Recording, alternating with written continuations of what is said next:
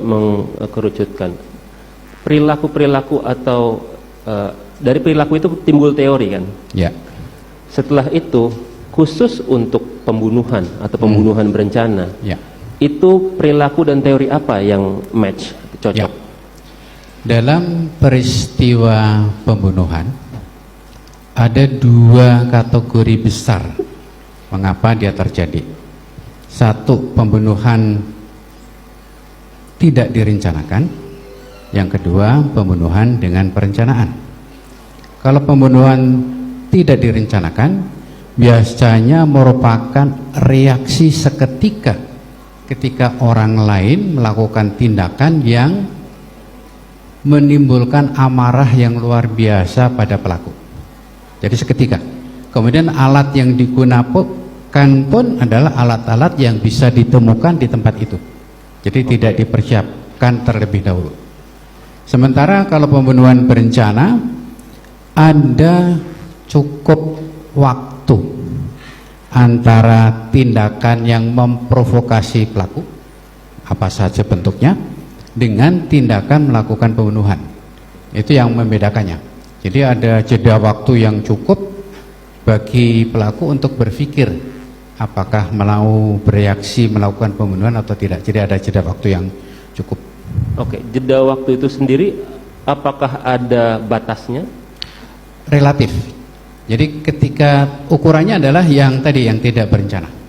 Ketika orang bereaksi seketika, kemudian ada intervensi dalam bentuk apapun, ya, misalnya petir, atau kalau dia di dalam rumah ada orang gedor-gedor pintu, itu kemudian ada jeda waktu yang memungkinkan dia untuk berpikir melakukan tindakan membunuh atau tidak. Jadi relatif sekali. Oke, tergantung kasusnya berarti kan. Ya. Nah, untuk tindak pidana pembunuhan atau pembunuhan berencana, biasanya dilatar belakangi oleh apa? Latar belakang pembunuhan berencana macam-macam. Tapi yang jelas tindakan dari korban itu telah memprovokasi amarah dari pelaku, kemudian dia berpikir untuk melakukan tindakan, apakah membunuh atau balas dendam dan seterusnya. Jadi bisa macam-macam motivasi. Sangat bervariasi. Ya. Menutupi aib apakah termasuk? Bisa, ya. Bisa. Bahkan orang menyebut motivasi positif pun bisa dilakukan dalam bentuk pembunuhan.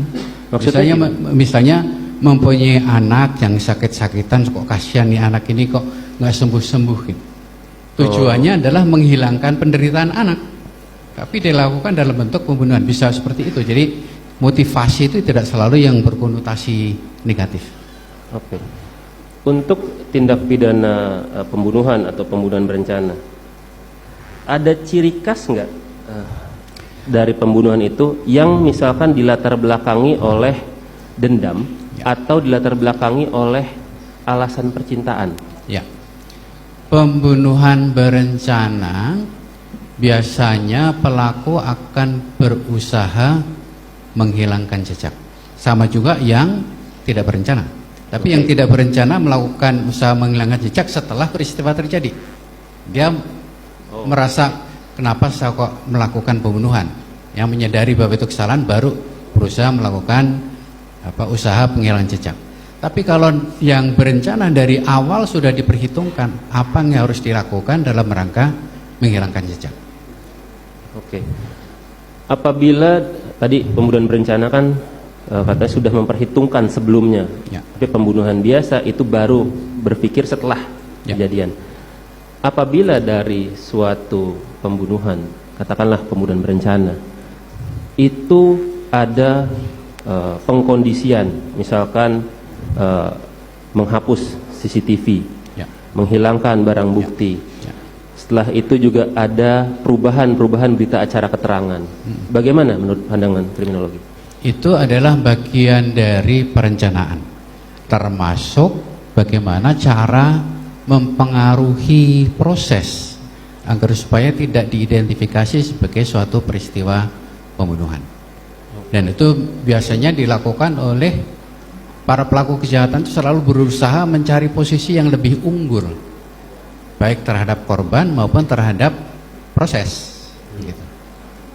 Dalam kasus-kasus pembunuhan berencana dan dari data-data empiris yang saudara ahli punyai, bagaimana presentasinya ketaatan seseorang dengan seseorang pelaku material dengan pelaku intelektual? Ya.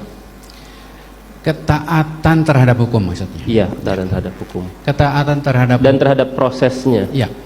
Ketaatan pertama, ketaatan terhadap hukum itu sangat dipengaruhi oleh adanya keyakinan bahwa melanggar hukum adalah tindakan yang salah. Dan ini bagian dari satu proses ketika dia menjadi bagian dari keluarga, bagian dari masyarakat yang menanamkan nilai-nilai kejujuran, penghargaan pada orang lain, kemudian diwujudkan dalam bentuk komitmen sanggup untuk tidak melakukan pelanggaran dan terlibat di dalam aktivitas-aktivitas positif yang mensupport kehidupan masyarakat. Itu akan membentuk orang yang tidak cenderung untuk melakukan pelanggaran. Karena ketika dengan keluarga ada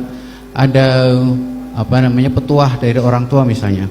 Nak, kalau pergi keluar hati-hati, jaga nama orang tua. Itu bagian-bagian yang ditanamkan secara sosial kepada setiap individu agar supaya tidak cenderung melanggar hukum. Nah, kemudian ketaatan kepada peraturan itu sangat tergantung kepada posisi sosial dari orang tersebut. Ya.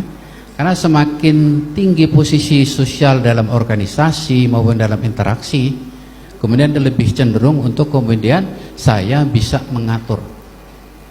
Itu barangkali yang terjadi, sering kali orang begitu. Nah, ciri orang yang kemudian lebih cenderung mengatakan saya bisa mengatur, ketika dia menduduki jabatan, dia mengatakan saya memutuskan. Tapi kalau orang yang menyadari itu jabatan, berdasarkan jabatan yang diberikan kepada saya memutuskan. Ini nggak ada nuansa yang berbeda. Gitu. Kali dari kriminologi sendiri, untuk orang yang diperintahkan, untuk orang yang misalkan diberikan permintaan oleh orang yang dominan tadi, yang pemegang kendali, itu apakah mampu dipertanggungjawabkan? Ya, jadi tergantung pada relasi kuasa antara yang memberi perintah dengan yang diperintah. Ya. Kalau posisi antara pemberi perintah yang diperintah sangat jauh, kemungkinan yang paling bawah untuk mengabaikan itu kecil sekali. Ada beban, semacam beban, orang psikologi mengatakan beban psikologis. Walaupun saya sendiri tidak mempelajari psikologi, tapi dikatakan ada beban ketakutan untuk tidak melakukan perintah tadi. Kalau kedekatan emosional sendiri bagaimana? Kedekatan emosional kadang-kadang juga berpengaruh, tetapi tergantung pada situasi.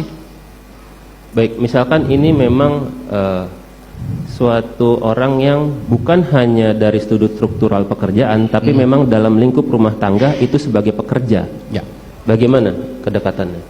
Seharusnya, ya biasanya orang yang statusnya sebagai pekerja itu akan taat terhadap perintah dari yang memberi kerja. Karena paling tidak kalau dia menolak, kemudian bisa aja dia diberhentikan dari pekerjaannya. Ya. Dan itu yang merupakan kelaziman di dalam interaksi sosial. Ketika kedudukan pelaku yang diperintah tadi amat sangat rendah di bawah, dia kemudian cenderung untuk mengabaikan untuk tidak mengabaikan perintah dari yang di atas. Baik.